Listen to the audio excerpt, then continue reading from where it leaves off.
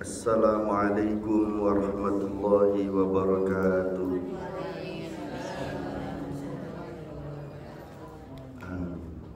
Alhamdulillahilladzi an'ama alaina bi ni'matil islami wal imani wal ihsan wa khassana bi syari'ati sayyidina Muhammadin khairil anam. Asyhadu an la ilaha illallah wa asyhadu anna Muhammadar Rasulullah. Allahumma salli wa sallim wa barik ala sayyidina Muhammadin wa ala alihi wa ashabihi ajma'in. Rabbi syrah li sadri wa yassir li amri wahlul 'uqdatam min lisani yafqahu qawli. Amin ya rabbal alamin. Amma ba'd. Apa kabar ibu-ibu? Alhamdulillahirabbil alamin. Semoga dengan bersyukur kepada Allah, nikmat-nikmat lahiriah, nikmat-nikmat batiniyah, nikmat-nikmat dunyawiyah, ukhrawiyah Allah berikan yang melimpah kepada kita semua dan kepada semua umat Nabi Muhammad SAW. Amin ya rabbal alamin. Salawat yang indah, salam yang terbaik untuk baginda Nabi Muhammad SAW dan untuk keluarganya, para sahabatnya, istrinya, anak keturunannya, dan sampailah kepada kita semua insya Allah. Amin ya rabbal alamin. Sampai halaman 21 ya. Yang paragraf berapa? Oh, 3. Ya, paragraf ketiga.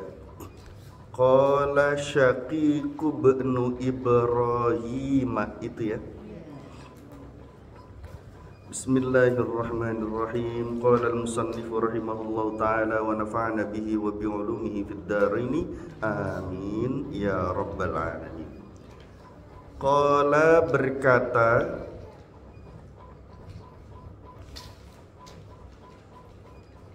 Syaqiqu ibnu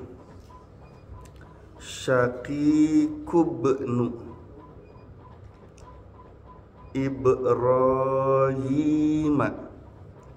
Syaqiqu ibnu Ibrahim.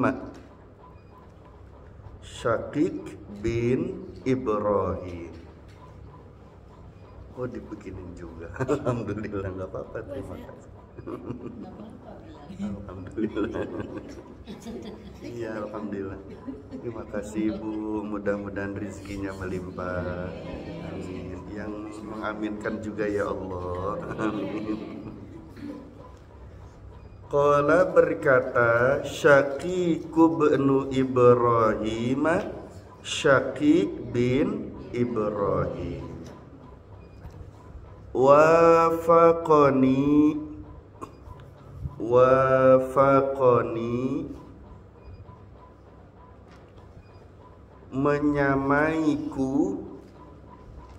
menyamaiku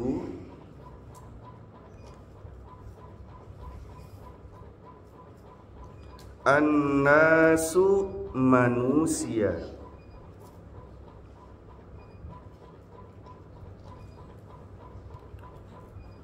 fi arba'ati asya'a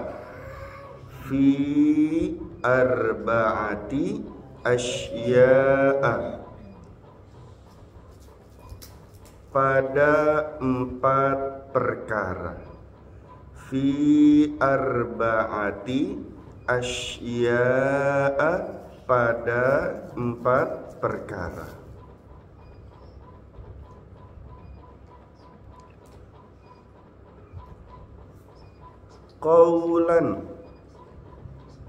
Qaulan ucapannya. Qaulan ucapannya. Wa khalafuni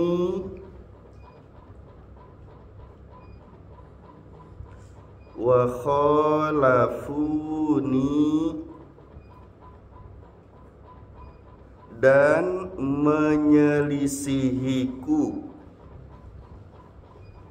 berbeda, selisih itu berbeda ya. Wa khalafuni, dan menyelisihiku,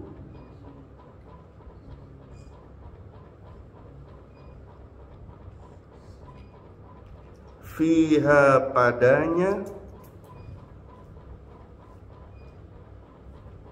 fiha padanya, pada 4 perkara tadi ya.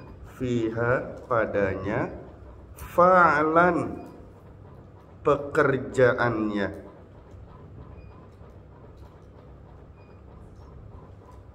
fa'lan pekerjaannya. Al-awwalu yang pertama, al-awwalu yang pertama, annahum bahwa mereka, annahum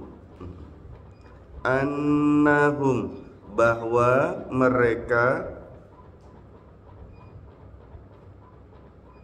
qalu berkata,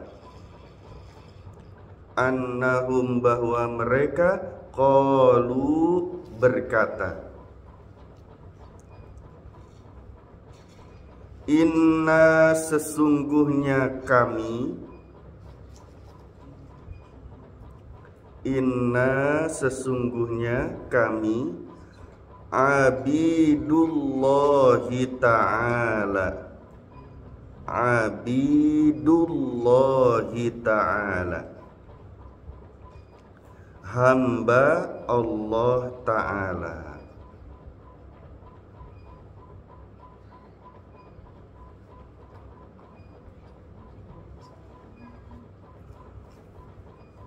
Wa ya'maluna, tapi mereka melakukan, wa ya'maluna, tapi mereka melakukan,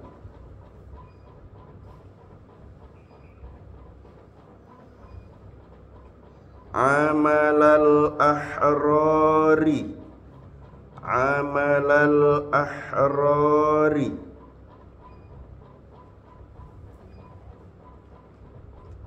amal orang merdeka, amalal ahrari, amal orang merdeka. As-sani, as-sani yang kedua, as-sani yang kedua, qalu mereka berkata, qalu mereka berkata,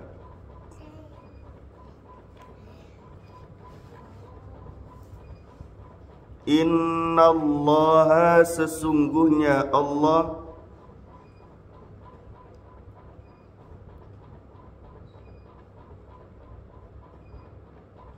kafilun, innallaha sesungguhnya Allah, kafilun, pakai lam bukan pakai ro, kafilun menanggung, kafilun menanggung, li arzaqina, li arzaqina pada rizki kami,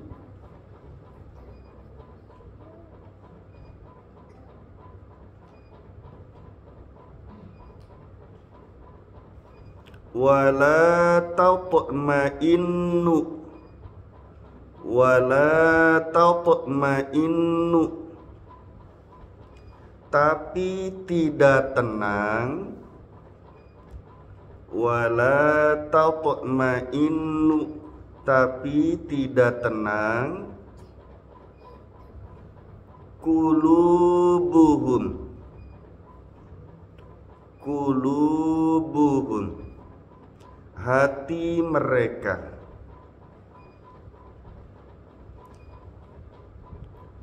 illa kecuali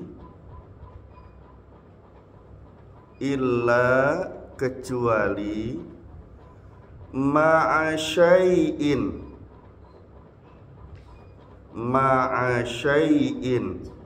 bersama sesuatu, ma'a syai'in bersama sesuatu, minad dunya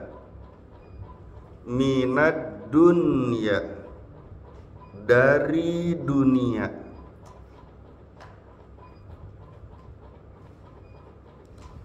As-salisu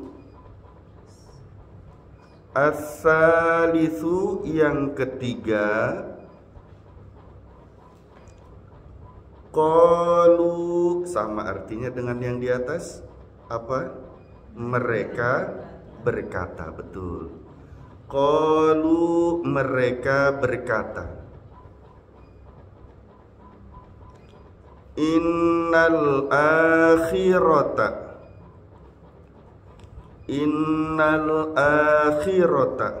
sesungguhnya akhirat,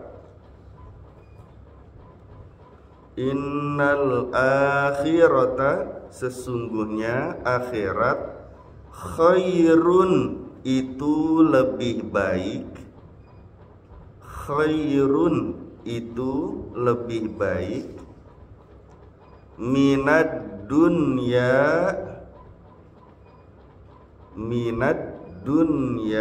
dari dunia,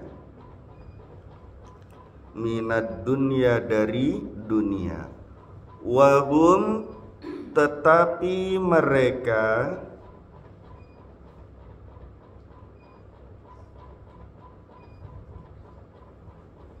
yajma'una, terusin aja, yajma'unal mala,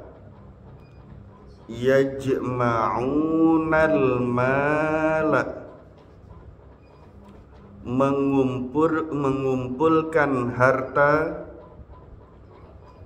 yajma'unal mala mengumpulkan harta, lidunya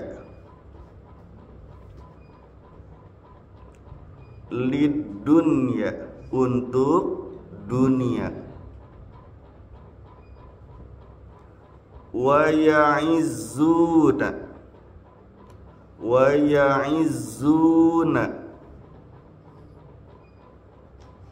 di atas zai ada tasydid, wa ya'izzuna dan mengagungkannya,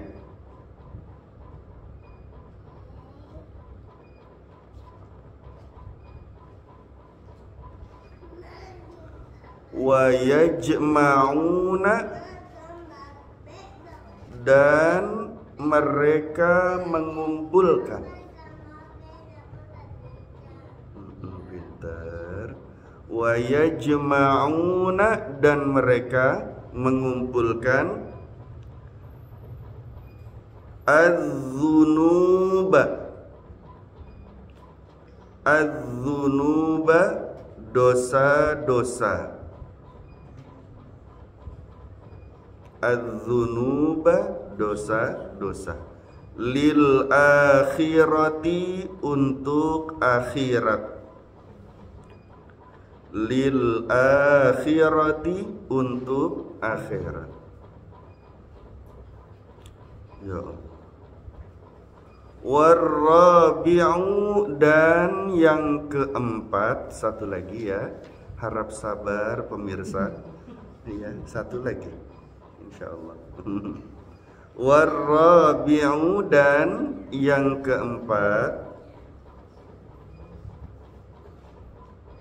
qalu apa artinya? Mereka berkata. Qalu mereka berkata, la budda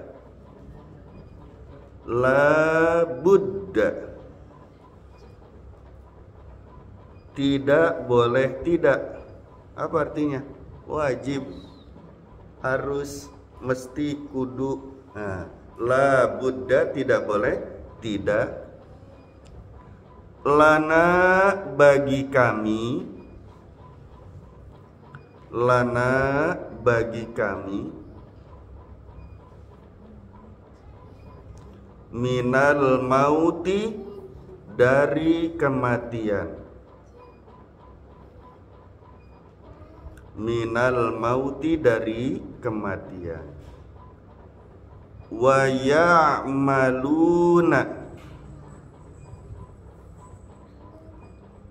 tapi mereka beramal,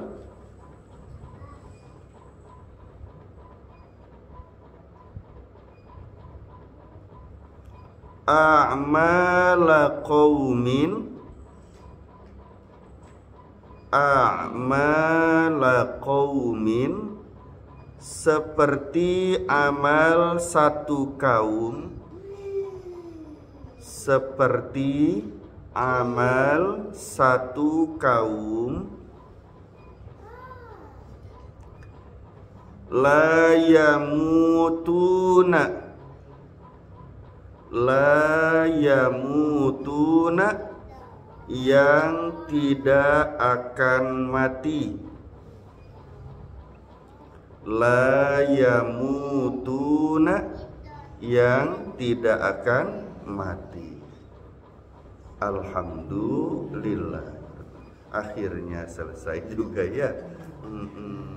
Nggak apa-apa, capeknya tangan, pedihnya mata ketika menulis, pinggangnya agak encok sedikit, nggak apa-apa ya.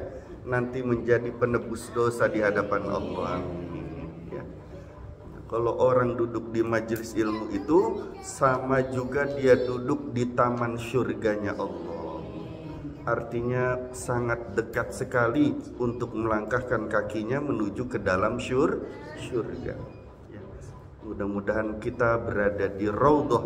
Amin ya rabbal. Kita baca dulu ya, bahasa Arabnya aja nggak apa-apa. Bismillahirrahmanirrahim. Qala Syaqiqu ibnu Ibrahim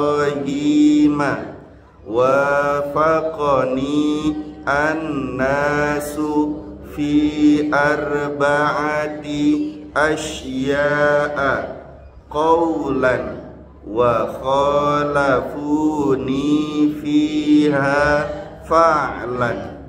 Al-awwalu annahum qalu inna abidullahi ta'ala wa ya'maluna amalal ahrari.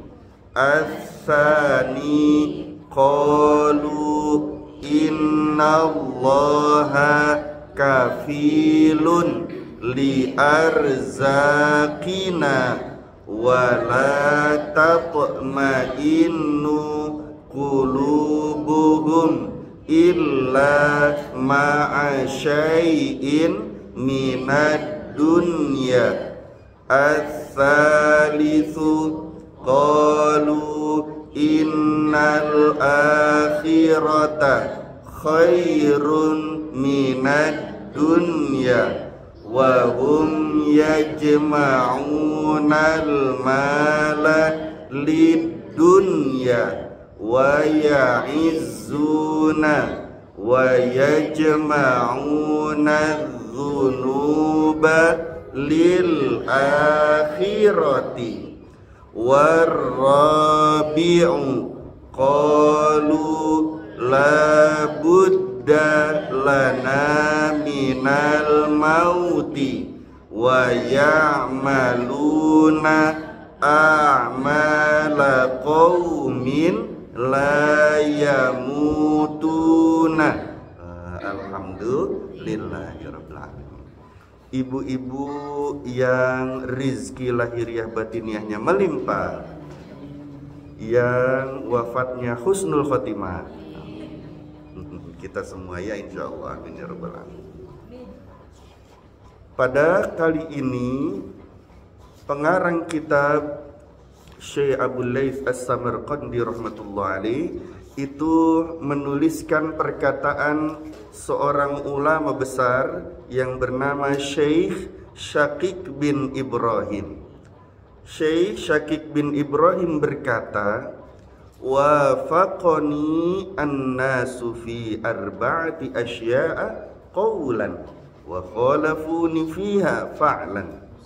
Manusia-manusia itu menyamaiku pada 4 perkara, tapi di ucapannya saja. Ya, perbuatannya, amal perilakunya tidak. Ya. Manusia menyamaiku pada 4 perkara, 4 hal. Tapi ngomongnya doang gitu kalau kata kita. Ya, dilakuin tidak. Apa yang 4 itu? Yang pertama, annahum qalu inna abidullahi ta'ala wa ya'maluna amalal ahrar. Mereka tuh manusia berkata, sesungguhnya kami adalah hamba Allah. Sesungguhnya kami ini budaknya Allah. Hamba tuh artinya budak, hamba ya. Tapi mereka beramal, berperilaku seperti amal dan perilakunya orang-orang yang merdeka. Padahal mereka itu berkata bahwa mereka budaknya Allah, hambanya Allah. Tapi berperilaku tidak seperti seorang budak. Mereka bersikap, mereka melakukan macam-macam tidak seperti seorang hamba. Yang mereka lakukan seperti orang yang merdeka, nggak punya tuan, nggak punya yang disembah. Padahal ngakunya punya Tuhan. Padahal mengakunya dirinya hamba. Kalau seorang budak itu, dia akan menuruti perintah tuannya, betul nggak? Kalau dia tidak mengikuti apa yang diperintah oleh tuannya, bisa jadi dia itu dihukum atau dia dijual belikan lagi kepada orang lain. Kalau budak tuh begitu, betul ya? Jadi dia harus nurut apa yang dikatakan oleh tuannya. Kalau nggak nurut ya nggak bakalan dikasih makan. Jadi kalau budak itu seperti binatang, ibu-ibu, diperjualbelikan, ya.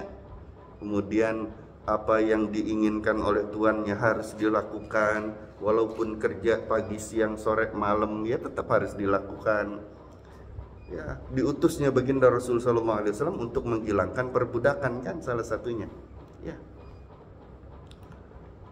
Dan hanya menjadikan diri kita itu semua budaknya Allah, nggak ada lagi. Karena memang kita itu hambanya Allah. Kalau hamba itu artinya budaknya Allah. Kalau kita mengaku bahwa yang dipertuan kita adalah Allah, yang menjadi siapa yang kita hormati, siapa yang kita agungkan, yang kita jalankan perintahnya adalah Allah, ya harusnya nurut dong sama Allah. Tidak seperti orang merdeka yang gak punya tuan. Dia mau apapun melakukan macam-macam pun tidak melihat tuannya, udah terserah sendiri aja. Bener nggak? Ya. Harusnya kita kalau mengaku diri sebagai hamba Allah, kitanya ini nanya dulu kalau misalnya mau melakukan sesuatu diridhoi sama tuannya enggak? Artinya diridhoi Allah enggak yang kita lakukan itu? Ya. Ya Allah, mau masukin anak ke sekolah ini, apakah engkau ridho? Tapi kita nggak pernah nanya sama Allah. Mau bikin apa itu tempat jualan, ya, dia mau berdagang, dagang apapun juga, pernah nggak minta izin sama Allah? Padahal tanahnya punya Allah, dirinya sendiri punya Allah, hartanya punya Allah. Ini bagian dari adab dan akhlak kepada Allah Subhanahu wa ta'ala. Harusnya kalau mau apa-apa minta izin dong sama Allah. Ya, ini mau berdagang nggak pernah minta izin. Padahal rizkinya dari Allah. Yang mendatangkan pembeli adalah Allah. Dia dapat membangun tempat usahanya juga dengan kekuatan Allah. Jadi kalau mau bikin warung, ya Allah, hambamu ini, tuh bahasanya. Kita kan hambanya Allah, budaknya Allah. Minta izin untuk berusaha membuka warung. Ridhoi ya Allah, misalnya. Tolong kami ya Allah. Allahnya senang, Allahnya ridho. Karena kita ngajak komunikasi, memohon ridho Allah, memohon izin Allah. Coba misalnya ibu punya anak-anak ibu kan pada harus nurut sama ibu, bener nggak? Ya, kata ibu, duit dari emak mana? Buat bayaran, kan begitu. Buat beli game, buat beli pulsa, buat beli yang diinginkannya. Tidak seperti apa yang dikatakan orang tuanya. Kita sebagai orang tuanya, marah nggak kita sama anak kita? Itu baru sama anak. Gimana sama budak? Kalau budak tuh ya harus nurut. Faham maksudnya, Bu? Ini bagian adab kita kepada Allah Subhanahu wa Ta'ala, adalah kita betul-betul memperhatikan apa yang diperintah Allah, apa yang dilarang Allah, apa yang dipesan Allah untuk kita melakukannya. Kita betul-betul memperhatikan. Ya. Allah Subhanahu wa Ta'ala berfirman, lillahi ma fis samawati wa ma fil ard. Semua milik Allah, ya. Lillahi, hanya milik Allah saja. Ma fis samawati, semua yang ada di langit, wa ma fil ardi, dan semua yang ada di bumi. Berarti diri kita yang ada di bumi ini milik siapa? Allah. Allah nurunin hujan dari langit. Hujannya milik siapa? Langitnya milik siapa? Tumbuhan milik siapa? Karena semua milik Allah. Tapi ketika kita mencabut tumbuhan, izin dulu sama Allah enggak? Ketika kita makan tumbuh-tumbuhan, makan hewan-hewanan, ya minta izin sama yang punya enggak? Maka harus berdoa, Allahumma barik lana, minimal bismillah. Paham ya? Karena kita ngakunya sebagai hamba Allah.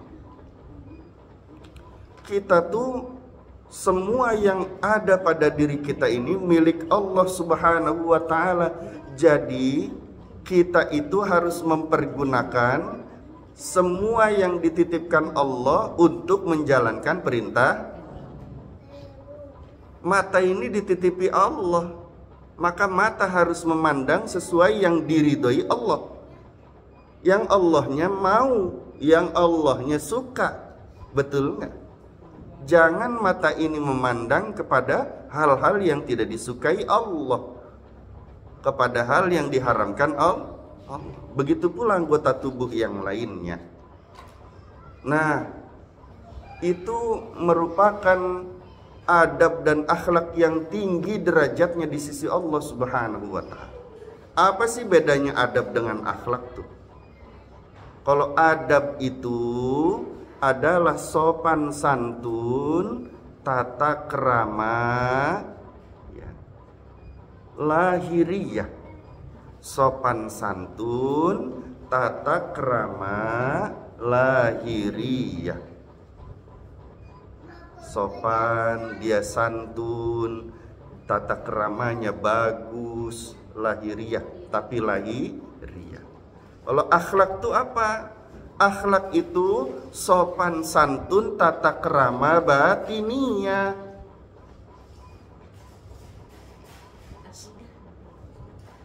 Ya, akidah yang baik di hadapan Allah, yang benar menurut Allah, itu merupakan akhlak juga, tapi batinnya. Akidah itu kan keyakinan, ya, apa yang diyakini.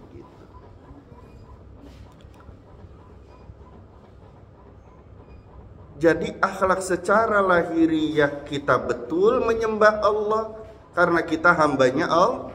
Allah. Memuji ya hanya kepada Allah, mengagungkan ya hanya kepada Allah, meminta ya hanya kepada Allah.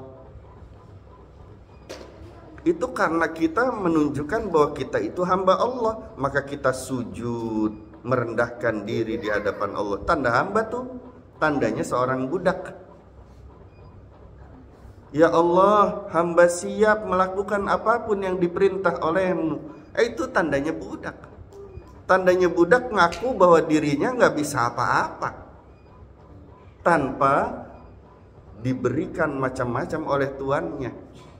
Kalau nggak diizinin keluar, nggak bakalan bisa keluar seorang budak. Ya, dia bisa kemana-mana kalau diizinkan oleh tuannya. Karena diborgol, dikerangkeng. Kalau mau keluar baru diizinin. Ya saya kayak binatang, Bu, gimana sih? Ya. Nah, kita ini terhadap Allah Subhanahu wa Ta'ala harus beradab dan berakhlak. Adab dalam artian sopan santun secara lahiriah, akhlak adalah sopan santun secara batiniah. Dua-duanya.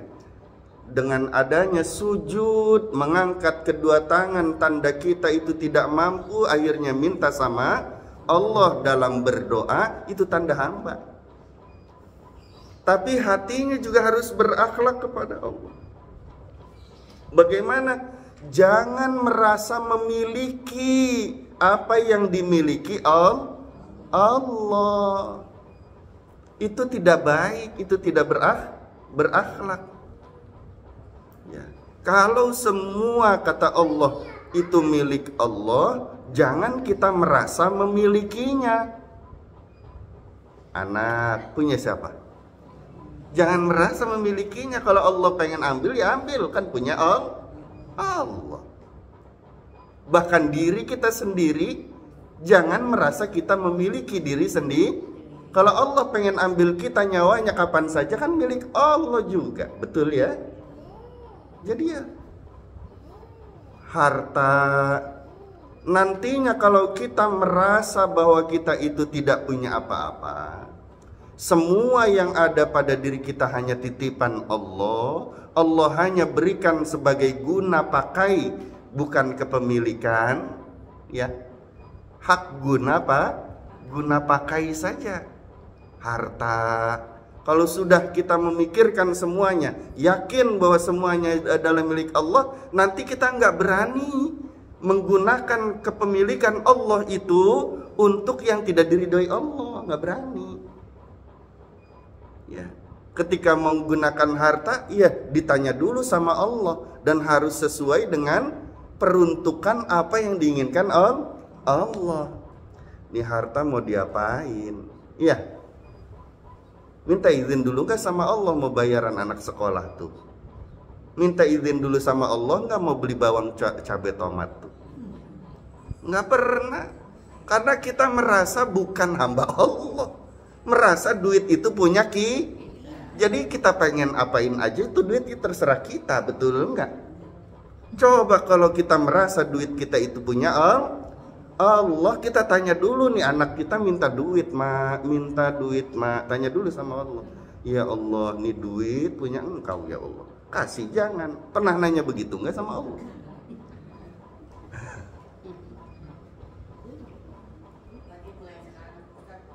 Insya Allah, Masya Allah, cahaya keinginan dari ibu sudah sampai ke langit Allah. Insya Allah.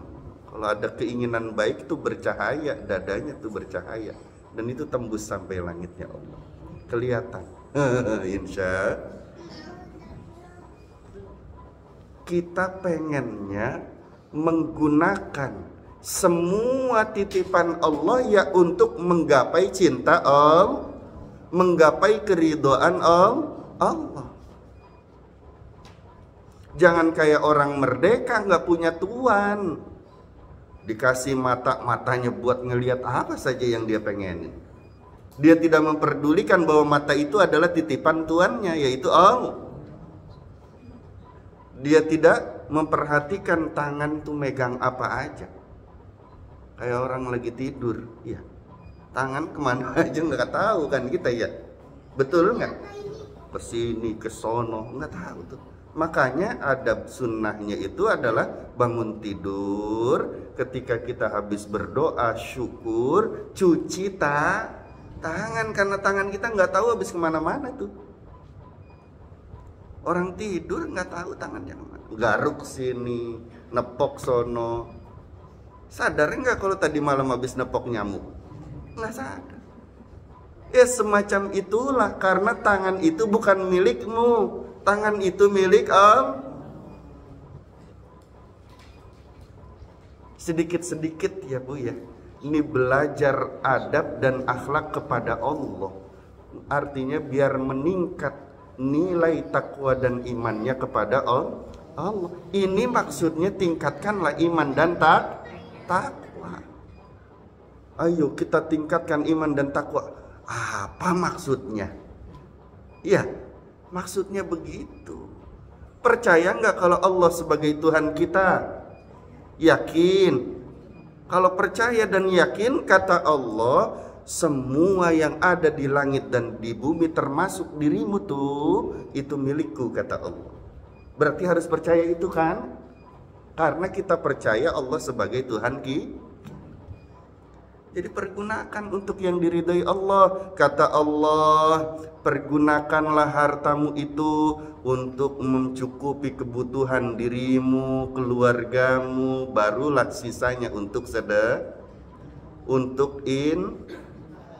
jangan lupa, kata Allah, selain kau penuhi kebutuhanmu, kau juga peduli terhadap sesama. Jangan makan sendiri semua. Dikasih 100.000 sama Allah, gelek aja semuanya masuk ke dalam perut kita. Jangan. Ada hak orang lain. Karena itu diperintah Allah. Duitnya tuh dari Allah. Bu, kalau kita jalankan terus menerus apa yang diinginkan Allah, ya, dari harta, dari diri kita sendiri, dari titipan-titipan Allah, Allahnya senang sama ibu, Allahnya sayang, Allahnya cinta sama ibu.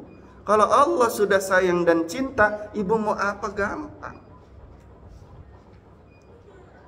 Kenapa sih orang-orang sekarang pada sempit begini, pada susah begitu? Karena dia sendiri tidak merasa Allah sebagai Tuhannya. Dia cuma diomongan saja mengatakan bahwa Allah sebagai Tuhannya, dirinya sebagai hamba Allah. Di mulut doang, perilaku sehari-hari sih nggak pernah melibatkan Allah tuh.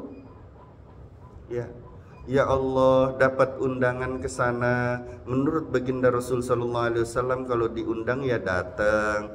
Tapi kondisinya begini, bagaimana ya Allah? Ya, nanya sama Allah nggak?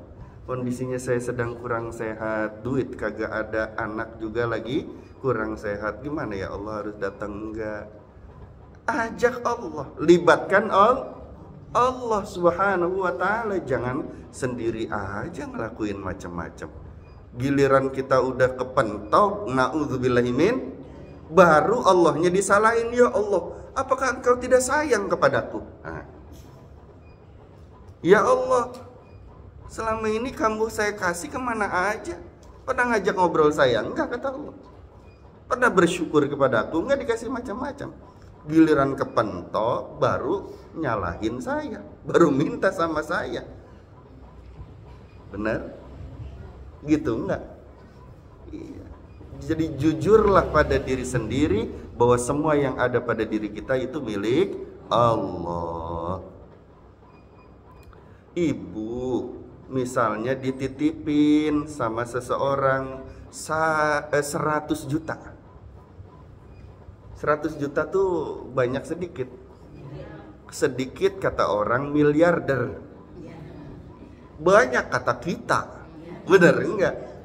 Kata miliarder sedikit, apalagi kata triliuner ya.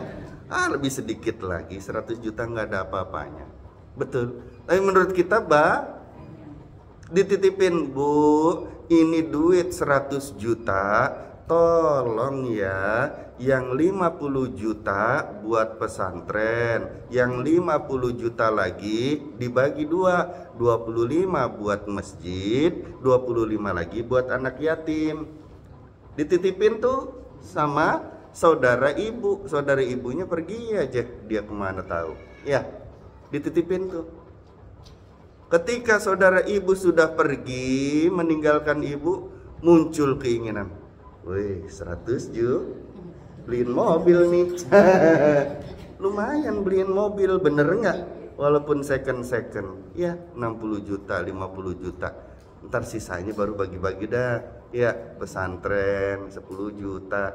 Tadi harusnya 50, giliran saudaranya datang lagi, udah dikasihin itu semua amanah dari saya. Udah belum? Udah. Giliran dikonfirmasi ke pesantrennya, dikasih berapa Pak? 50 juta enggak? 10 juta. Loh kemana 40 jutanya? Betul enggak? Marah enggak itu orang yang nitipin ke kita?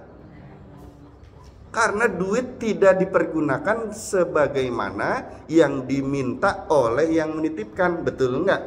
Nah kita dititipin Allah, dititipin harta, dititipin anak, dititipin keluarga, dititipin perintah-perintah, larangan-larangan. Kagak ada yang jalani sesuai keinginan Allah.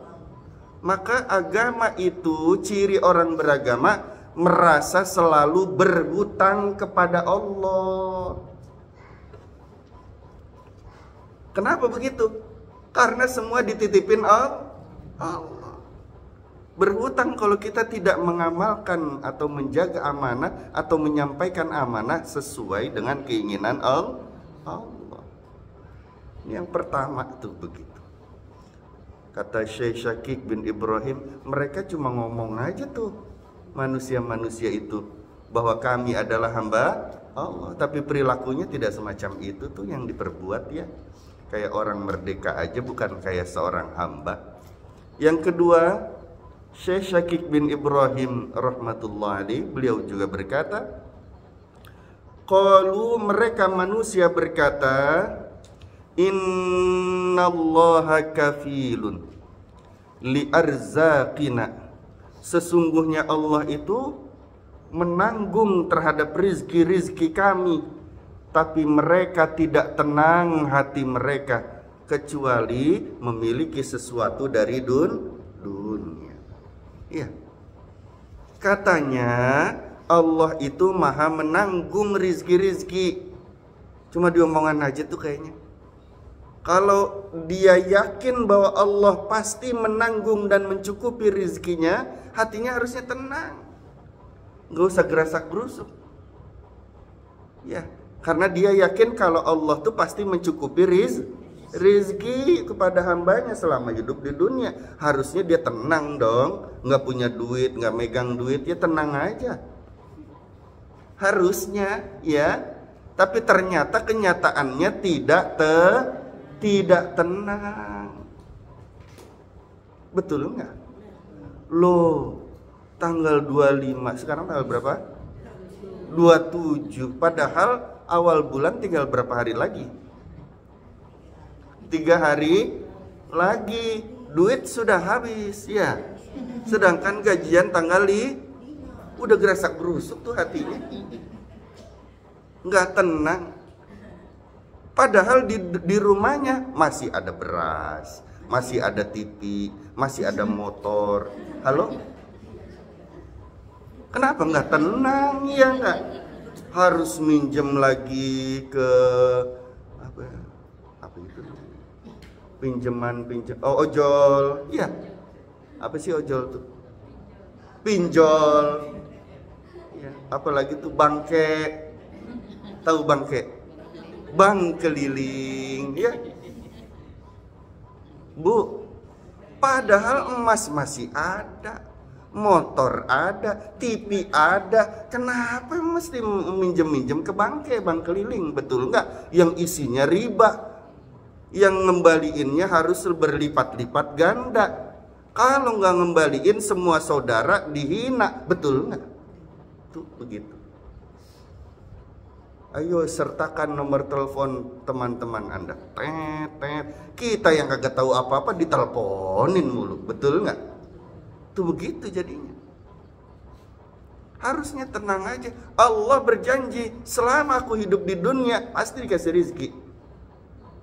Pasti dikasih rizki. Kenapa sih mesti gerasak berusuk hatinya nggak tenang tuh?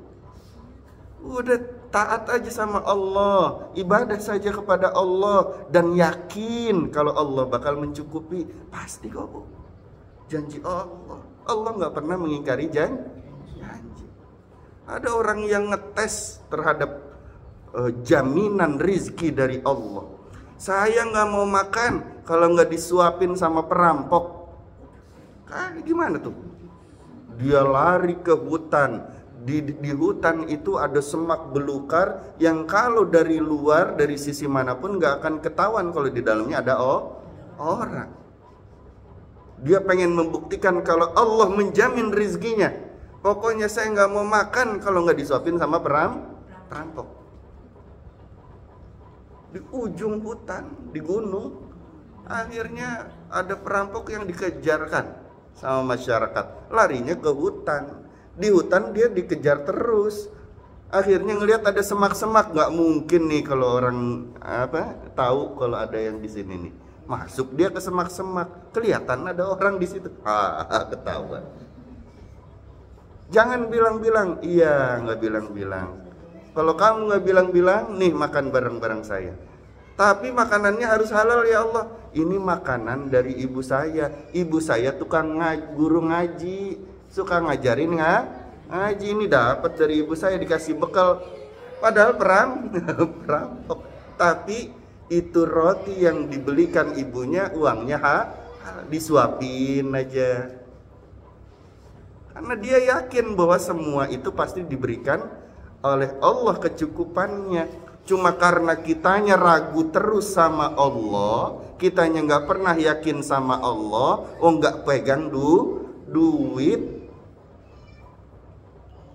Coba, nggak bawa duit sama sekali, Bu, nggak bawa duit sama sekali, ditaruh di tempat daerah yang tidak kita ketahui, taruh aja di situ. Hatinya bisa tenang nggak? Ya nggak bakalan tenang, bener nggak? HP nggak ada, uang kagak dikasih, ya tenang nggak hati?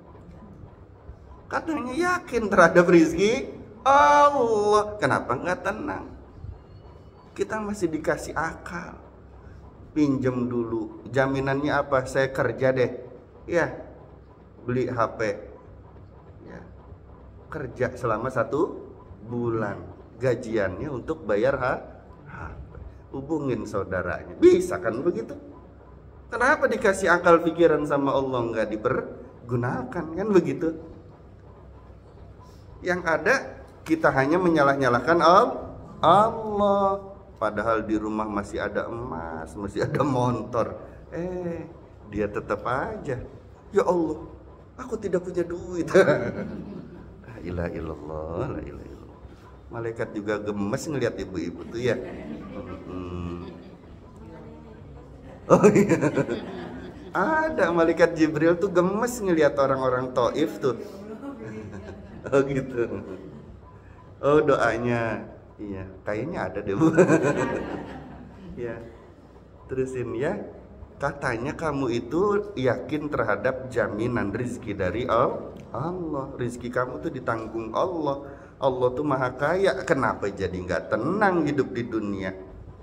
Ya, yang ketiga, manusia berkata, mereka berkata, manusia maksudnya, innal akhirata khairun minad dunya, sesungguhnya akhirat itu lebih baik dari dunia. Wa hum yajma'unal mala lid-dunya wa yu'izuna, tapi mereka mengumpulkan harta untuk dunia dan mengagung-agungkan harta dan dunia itu. Sedangkan untuk akhirat, wa yajma'unadz-dzunuba lil akhirat, mereka ngumpulin dosa. Aneh manusia tuh. Katanya akhirat lebih baik dari dunia, Tapi yang dikejar dunia terus, harta terus. Sedangkan akhiratnya nggak diperduliin, akhirnya mengumpulkan untuk akhirat dosa-dosa. Nauzubillahimin. Yang dikumpulin dari dunia, harta benda biar enak hidup dunianya, tapi mereka tidak memikirkan bagaimana nasibnya di akhirat. Gimana tuh manusia? Katanya akhirat lebih baik dari dunia. Bu, kita tuh sebentar banget Bu di dunia tuh, sebentar banget. Ya, masih nggak habis pikir kan, tahu-tahu umur kita udah 40 lebih aja ya. Bener nggak? Kayaknya baru kemarin masih gadis, masih dikejar-kejar sama pemuda gitu kan ya. Kayaknya baru kemarin gigi tuh masih pada enak buat makan, kok sekarang gigi udah mulai meninggalkan kita satu-satu giginya. Iya. Kayaknya kemarin rambut masih pada hitam, kok sekarang udah pada putih. Kayaknya cepat banget, kayaknya dulu kita anak-anak sekarang udah punya anak cucu malah. Betul ya? Ini artinya di dunia tuh cepet banget Bu. Kita baru berada di fase kehidupan alam yang ketiga. Masih panjang perjalanan Bu. Alam ruh, alam rahim, masuk ke dunia. Baru 3. Alam yang belum kita lalui berapa banyak? Banyak. Alam barzah di kuburan. Alam kiamat hari akhirat nanti di mana ada yaumul ba'ats. Hari dibangkitkan, ada yaumul mahsyar, padang yaumul mizan, ditimbang amal, yaumul hisab, dihisab kita, yaumul sirat, jalan di siratal. Masih banyak alam yang belum kita lalui. Dan alam yang semuanya itu alam akhirat, cuma dunia cuma satu doang, di sini doang. Dari semua alam itu amal akhir, alam akhir, alam ruh, alam akhirat tuh. Alam rahim masih alam akhirat tuh. Apa buktinya? Kita nggak ngapa-ngapain dapat rezeki, dapat makanan, saluran makan dari ibu. Kenapa dikatakan rahim?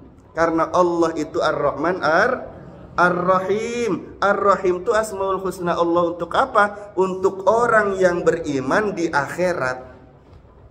Kasih sayang Allah terhadap orang yang beriman dan diberikan di akhirat. Alam itu alam rahim. Kalau Ar-Rahman, kasih sayang Allah untuk yang ada di dunia. Tuh. Di dunia cuma sebentar, Bu. Jangan gadaikan negeri-negeri yang lama dan abadi itu hanya untuk yang sebentar. Ya. Gara-gara mengejar kehidupan dunia yang enak, sehingga tidak memperdulikan kehidupan yang kekal abadi. Padahal di dunia ini cuma sebentar doang. Ya. Kalau kata umatnya Nabi Isa alaihissalam, dari golongan Hawariyun, saya heran. Umatnya baginda Nabi Muhammad SAW tuh umurnya pendek. Tapi mereka masih aja ngejar-ngejar dunia. Ya, kita aja nih yang umurnya panjang gak berani kayak mereka. Ya, saya khususnya nih katanya. Ya, pagi siang sore malam khusus buat ibadah, rumah cuma dibikin bilik seadanya saja. Ya, untuk menghamba kepada Allah Subhanahu wa ta'ala, mengambil dunia hanya untuk seberapanya saja, hanya sekedar untuk menunjang ibadah kepada Allah Subhanahu wa ta'ala, nggak lebih. Mereka umatnya Nabi Muhammad SAW umurnya pendek, tapi berani-beraninya umur yang sedikit itu waktunya dipergunakan untuk melanggar larangan Allah. Nggak mau nurut sama Allah. Mereka lalai kepada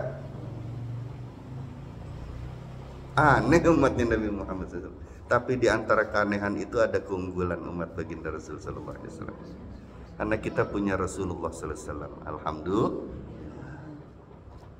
Ya tapi jangan keenakan juga jadi umat Rasul. Nanti kalau nggak dianggap umat sama Rasulullah repot lagi. Iya, kitanya ngaku-ngaku sebagai Rasulullah nggak mau ngakuin kita sebagai umatnya, bagaimana? Nauzubillahimin. Itu yang harus dipikirin. Yang terakhir, Qalu, manusia berkata, la buddalana minal maut. Kita itu pasti mati. Itu kata manusia, kita pasti mati. Tapi mereka beramal dengan amalan orang-orang yang seakan-akan tidak akan mati. Padahal udah tahu, katanya yakin pasti mati. Tapi kenapa amal-amalmu itu seperti orang yang tidak akan pernah mati? Artinya dia berpanjang angan-angan, besok masih hidup, tahun depan masih hidup, 50 tahun lagi masih hidup. Padahal kematian selalu berada di depannya. Kuburan 5 kali dalam sehari semalam manggil kita. Apaan? Kuburan 5 kali dalam sehari semalam manggil kita. Pada saat kapan? Azan. Jadi hati-hati ketika azan. Saya berucapkan berkali-kali ya. Lagi azan, malaikat Israel sejengkal di depan kuburan manggil kita. Kedengeran gak kuburan manggil ibu-ibu? Karena ini telinganya banyak dong. Jadi dipanggil sama kuburan gak kedengeran. Maka ada yang disabdakan baginda Rasul sallallahu alaihi wasallam ketika lagi taklim sama sahabat. Wahai para sahabat, siapa yang sanggup sehari semalam membaca 1000 ayat Al-Quran? Pada diam semua. Yang berani Sayyidina Umar bin Al-Khattab radhiyallahu taala anhu. Kata Sayyidina Umar, "Ya Rasulullah, siapa yang kuat baca 1000 ayat tiap hari istiqomah? Tiap hari nggak pernah lewat tuh dia baca 1000 ayat. Jangan 1000 ayat, dipegang aja enggak kok Al-Qurannya.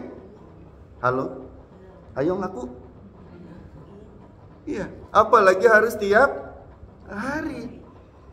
Siapa yang tiap hari bisa istiqomah, mulazamah, dia membaca 1000 ayat dalam Al-Quran, kata baginda Rasul sallallahu alaihi wasallam. Sayyidina Umar angkat tangan, ya Rasulullah, emang ada yang sanggup tiap hari baca 1000 ayat istiqomah lagi? Ya. Kemudian baginda Rasul sallallahu alaihi wasallam itu bersabda, sungguh demi jiwaku yang berada pada genggamannya, genggaman Allah subhanahu wa ta'ala, sesungguhnya surah At-Takatsur, Alhaakumut Takatsur, itu sama saja dengan membaca 1000 ayat dalam Al-Quran. Jadi orang yang baca 1 kali surah Alhaakumut Takatsur, artinya dia sudah membaca 1000 ayat Al-Quran. Alhaakumut Takatsur hatta zur. Tuh, kenapa nilainya 1000 ayat Al-Quran? Karena kita diingetin kuburan. Hatta zur tumul maqabir, sampai kamu betul-betul masuk ke dalam kubur baru yakin. Kalla sawfa ta'lamun, diulang, summa kalla sawfa ta'lamun. Kenapa sih nggak sadar juga? Kenapa sih nggak tahu juga? Kalau kuburan tuh manggil terus tiap hari. Ingat mati, ingat mati. Betul?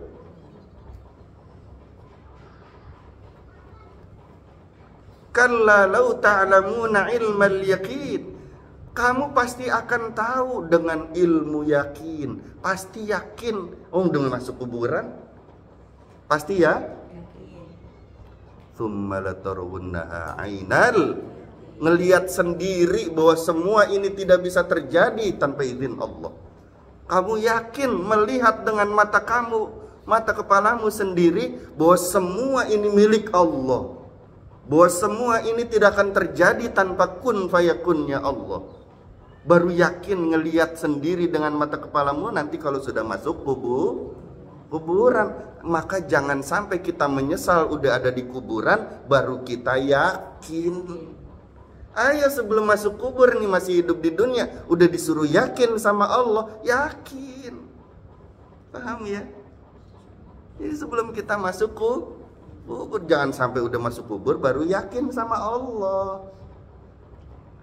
Jadi Alhaakumut Takatsur, 1 kali kita membaca surah Alhaakumut Takatsur sama juga kita membaca 1000 ayat dalam Al-Quran. 1000 ayat. Artinya kalau setiap hari kita baca 1 kali Alhaakumut Takatsur, kita dianggap istiqomah membaca 1000 ayat dalam Al-Quran. Ya. Kemudian baginda Rasul sallallahu alaihi wasallam bersabda, dilanjutkan sabdanya tadi, ya. Barang siapa membaca Alhaakumut Takatsur, maka sebanyak 1000 kali, berapa kali? 1000 kali, maka Allah akan memenuhi seluruh hajat-hajatnya, termasuk rizki dan kenaikan pangkat dunia akhirat. Siapa yang membaca surah Alhaakumut Takatsur 100 kali selepas sholat isya, habis sholat isya 100 kali, sampai dia menjelang tidur dan sampai dia tertidur, maka ia dapat melihatku, kata baginda Nabi Muhammad SAW, di dalam tidurnya atau pada keadaan sadarnya. Kalau kita pengen ketemu baginda Rasul SAW habis isya sebelum tidur, baca Alhaakumut berapa kali? 100. Ini janji baginda Rasul SAW, dia akan melihatku. Tuh, Masya Allah. Ya. Ini hikmah membaca surah Alhaakumut Takatsur. Ya. Surah At-Takatsur yang dibaca 7 kali ketika hujan itu turun, maka pahalanya itu sangat banyak dan melimpah seperti hujan yang turun itu kepadanya. Masya Allah. Ya. Kalau dibacakan surah Alhaakumut Takatsur sebagai obat sakit kepala, nah itu tadi sakit kepala ya, maka bacalah surah At-Takatsur sehabis sholat asar. Habis sholat asar dibaca Alhaakumut Takatsur. Pada waktu ini banyak membacanya, maka dihilangkan penyakit-penyakitnya oleh Allah Subhanahu wa Ta'ala, terutama sakit kepala. Puyeng belum bayaran, sakit kepala, ya Bu. Oh, udah 1 jam lebih, Bu. Satu lagi ya. Jika dibaca pada air hujan, kemudian dicampurkan dengan minuman, air hujannya jangan yang kena talang, kena genteng, nggak boleh. Harus langsung dari langit ya. Nggak boleh kena apa itu, kabel-kabel, nggak boleh. Daun-daun nggak boleh. Harus langsung dari langit.